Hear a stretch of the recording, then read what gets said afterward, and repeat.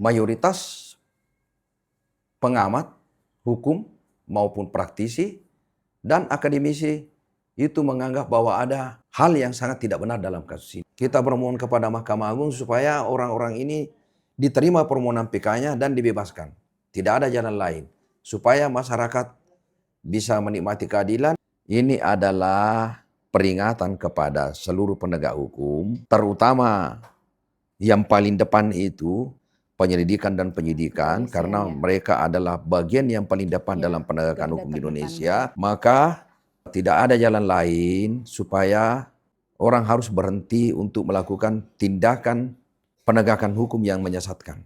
Ini adalah pelajaran besar pada Pak Sigit supaya ya polisi-polisi seperti ini jangan lagi dipakai lah. Kalau perlu dipecat semua itu polisi yang menyesatkan ini. Itu saya punya permintaan.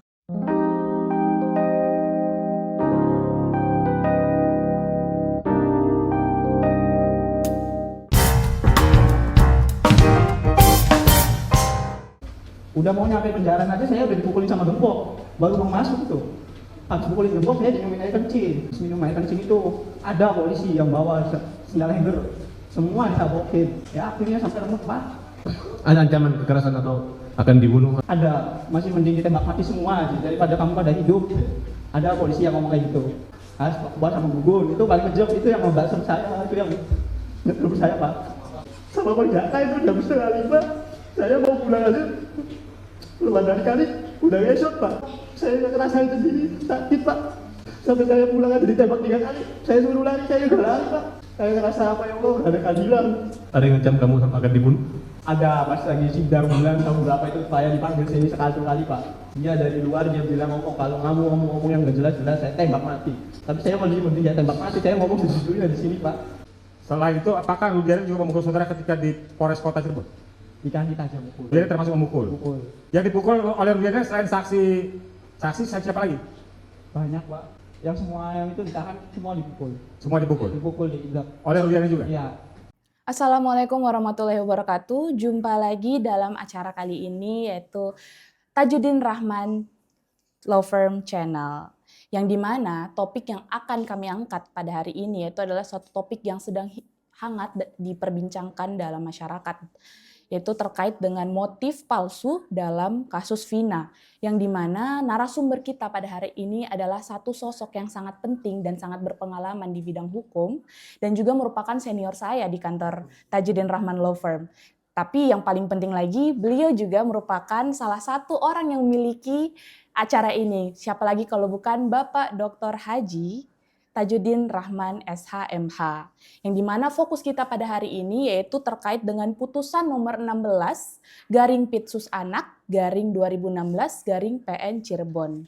Nah, untuk mempersingkat waktu kita, saya akan memberikan beberapa pertanyaan ya untuk Bapak Tajudin selaku CEO juga dalam Tajudin Rahman Law Firm ini. Jadi menurut Bapak, kenapa Bapak memilih judul ini? Bahwa kasus Vina itu diduga menggunakan motif palsu. Oke, terima kasih Saudara Abti. Yang melatar belakangi kenapa kita memilih judul dugaan motif palsu dalam kasus Vina, karena pertama satu, kasus ini sangat menarik perhatian dan bukan hanya mungkin di Indonesia saja, tetapi bahkan di manapun di belahan dunia kasus ini menarik karena banyaknya kejanggalan dan bahkan sampai hari ini mayoritas pengamat hukum maupun praktisi dan akademisi itu menganggap bahwa ada hal yang sangat tidak benar dalam kasus ini. Sehingga pada waktu episode yang lalu kita mengatakan bahwa saya menyatakan bahwa ini ada penilaian sesat. Kenapa saya mengatakan begitu? Karena satu, kalau kita mencermati pasal 1 bab 1 Undang-Undang Nomor 8 tahun 1981 tentang Kitab Undang-Undang Hukum Acara Pidana, itu sangat jelas pada angka 27 menyatakan bahwa Yang dimaksud dengan saksi itu adalah orang yang melihat, mendengar, mengalami, merasakan, dan mengetahui kejadian. Nah, kalau kita membaca dengan seksama putusan nomor 16 Pengadilan Negeri Cirebon tahun 2016 atas nama Saka Tatal, mulai dari putusan tingkat pertama yang dikuatkan oleh Pengadilan Tinggi Cirebon sampai Mahkamah Agung, itu terjadi penyesatan di dalam pertimbangan-pertimbangan hakim yang didasari pada berita acara pemeriksaan penyidik. Nah, faktanya adalah satu. Saksi yang diajukan adalah tidak ada pun satu saksi yang melihat kejadian.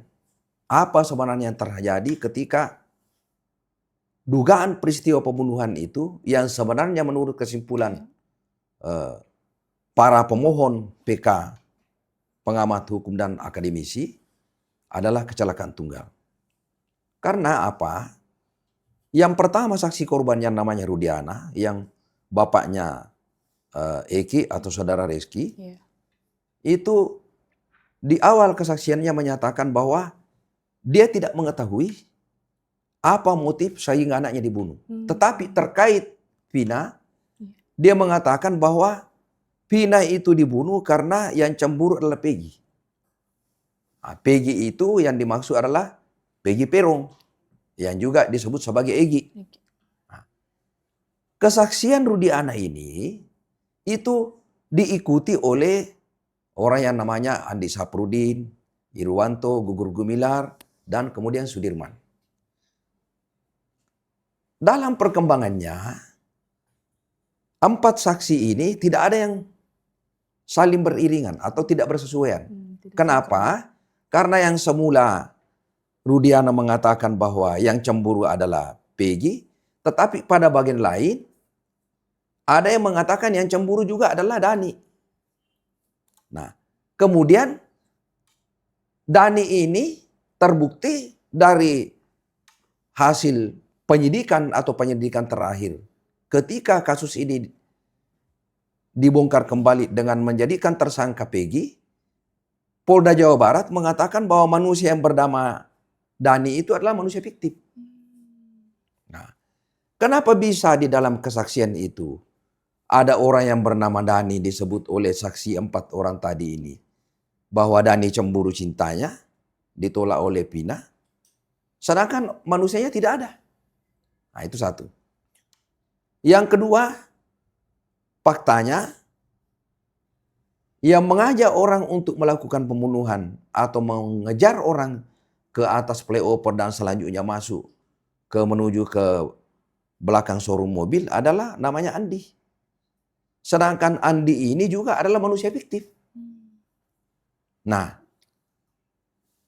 semua orang tadi yang menyatakan bahwa motif daripada kasus ini adalah Dani dan Peggy, tidak ada satupun sumber dari 4 orang saksi tadi yang saya sebutkan itu yang memenuhi syarat sebagai unsur untuk disebut sebagai saksi, yaitu melihat, merasakan, mengalami, dan mendengar langsung. Dan mengetahui kejadian itu. Sehingga semua saksi ini tidak memenuhi syarat sebagai saksi sebagaimana yang diatur dalam pasal 1 bab 1 angka 27 Undang-Undang nomor 8 tahun 1981 tentang Kitab Undang-Undang Hukum Acara Pidana. Nah, ini berarti apa? Kalau syarat-syarat kesaksian tidak dipenuhi, ini namanya de audito atau tidak sah sebagai saksi. Orang ini tidak bisa didengar sebagai saksi. Nah, jadi karena kesaksiannya tidak sah, berarti seluruh isi putusan yang bercerita mengenai motif itu adalah tidak sah semua. Batal demi hukum. Nah, terakhir lagi, sekarang kita lihat sampai kemarin 2 hari yang lalu, si Sudirman itu masih diperiksa sebagai pemohon PK. di dalam keterangannya dia menyatakan bahwa semua keterangan yang dia kemukakan dalam sidang itu adalah pada waktu disidik dia disiksa, semua terdakwa 8 orang itu mengaku disuruh minum kencing, kemudian disiksa. Bahkan Sudirman sendiri konon menurut keterangannya dalam sidang bahwa sampai hari ini dia tidak bisa duduk kalau dia tidak menggunakan korset karena bagian punggungnya ditembak senjata karet. Nah, ditembak dengan peluru karet. Nah, ini berarti apa? Bahwa kasus ini sepertinya kasus ini memang dibikin-bikin. Nah, kenapa dibikin-bikin? Karena tidak ada satu fakta yang bisa menunjukkan kepada kita bahwa ini kasus benar-benar pembunuhan. Iya. Bahkan yang terjadi adalah dari 8 orang yang pernah dihukum ini yang mengalami itu semua sudah mencabut BAP-nya dan sudah memberi keterangan, saling memberi keterangan saksi di dalam pengadilan, dan ada saksi-saksi baru yang bermunculan yang menyatakan bahwa yang benar adalah bukan pembunuhan. Iya. Yang terjadi adalah kecelakaan tunggal karena ada orang yang melihat ketika si korban Eki itu naik ke flyover, dia mengangkat stang motornya bagian depan yang namanya disiksak ya. Iya. Nah, itu ada yang melihat dan kemudian setelah itu dia menabrak tiang listrik dan kemudian jatuh dan kemudian disitulah terjadi kecelakaan dan mengakibatkan nyawanya hilang. Nah, sekarang kita lihat. Kalau tadi ini misalnya kita lihat bahwa keterangan saksi-saksi ini adalah saksi rekayasa, Iya. menurut saya tentu bukan sampai di situ saja. Karena apa? Kalau motif itu tidak bisa dibuktikan kebenarannya, kalau orang mengacu pada teori sebab akibat atau teori kausalitas sebagaimana yang dianut oleh atau dipelopori oleh Profesor Mulyatno di Indonesia, itu dia menyatakan bahwa terhadap kasus pembunuhan berencana, menurut Mulyatno, yang namanya motif itu mutlak. Bukan saja dalam kasus pembunuhan berencana. Kejahatan-kejahatan yang direncanakan menurut Mulyatno itu selalu didahului dengan motif yang direncanakan ya. Nah, contoh begini, menurut Mulyatno, kalau ada orang misalnya hari ini berselisih, misalnya antara seorang laki-laki B dan A dan B misalnya, kebetulan B melihat pacarnya dicium oleh A, kemudian besoknya A ditempiling oleh B, itu akibat karena dia cemburu, karena dia melihat pacarnya dicium. Nah, tetapi melihat. Nah, sekarang tadi yang saya jelaskan bahwa ini tidak ada yang melihat. Iya. Orang yang sangat dianggap sebagai saksi kunci atau saksi penentu dalam kasus ini yang bernama Aep dan Dede, tidak satu pun fakta yang bisa dibuktikan dalam perkara ini bahwa kedua orang ini melihat kejadian pembunuhan. Tidak melihat. Yang namanya Aep dan Dede itu, dia hanya bercerita bahwa dia melihat orang kejar-kejaran di flyover dan selanjutnya dia tidak tahu apa yang terjadi. Nah, kemudian kalau dilihat dari segi teori scientific crime investigation, bukti-bukti yang diajukan berupa misalnya ada samurai digunakan untuk menusuk korban, Barang kemudian bukti ya, Pak. ada bambu dan Iya. kemudian ada batu.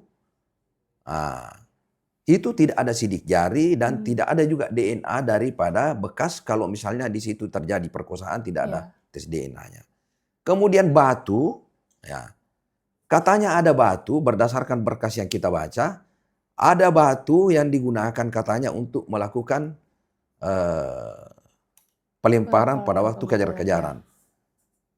Sedangkan batu juga ini tidak jelas. Batunya siapa yang diambil di Iya. belakang showroom itu. Di dalam berkas ini Iya. katanya batu itu didapat dari belakang showroom. Hmm. Bagaimana bisa membuktikan bahwa batu itu adalah batu yang digunakan untuk melempar? Tidak ada sidik jarinya. Iya. Siapa yang melihat bahwa batu ini yang digunakan? Iya. Tidak ada. Jadi ini makanya peradilannya sesat karena Kesaksian. bukti-buktinya sesat. Ya, Saksinya juga sesat. ya betul. Akhirnya motifnya yang palsu.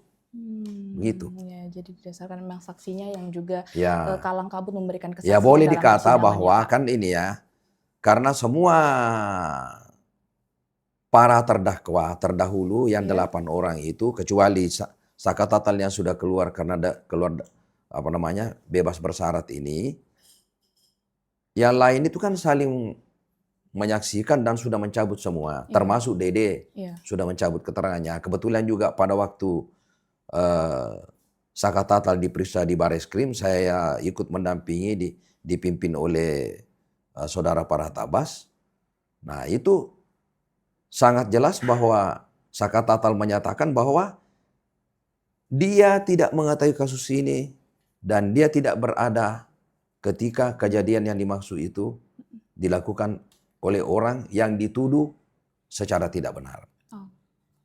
Bahkan 3 orang saksi yang meringankan diajukan Saka Tatal itu tidak dipertimbangkan oleh hakim hanya karena Saka Tatal dianggap memberikan keterangan terbata-bata sehingga 3 saksi meringankan yang diajukan itu tidak dipertimbangkan hakim. Sementara di dalam kitab Undang-Undang Hukum Acara Pidana tidak mengatur mengenai bahwa seseorang tidak dipercaya kalau dia memberi keterangan terbata-bata. Sehingga dengan demikian saya kira kasus ini tidak ada jalan selain mohon kepada Mahkamah Agung supaya semua terpidana termasuk Saka Tatal yang sudah menjalani harus diterima permohonan PK-nya dan kemudian masyarakat bisa menikmati keadilan. Saya kira itu. Oke, jadi bagaimana nih pandangannya Bapak nih? Karena Bapak kan merupakan sosok yang berpengalaman kan menjadi pengacara yang sudah berpuluh-puluh tahun berkecimpung di bidang hukum, penegakan hukum lebih tepatnya. Nah, bagaimana menurut Bapak mengenai pandangan Bapak lah ya pribadi mengenai perkara ini? Ya, tentu saya punya kesimpulan bahwa perkara ini harus dihentikan. Ya, perkara ini harus dinyatakan bahwa peradilan sesat dan kemudian semua terpidana itu harus dibebaskan. Kita bermohon kepada Mahkamah Agung supaya orang-orang ini diterima permohonan PK-nya dan dibebaskan. Tidak ada jalan lain supaya masyarakat bisa menikmati keadilan dan satu lagi bahwa salah satu yang dianggap bahwa terjadinya kasus ini karena adanya dendam asmara antara geng motor Monreker dengan ekstasi. Di dalam berkas ini tidak ada satu bukti bahwa ada pertengkaran antara geng motor dengan geng motor.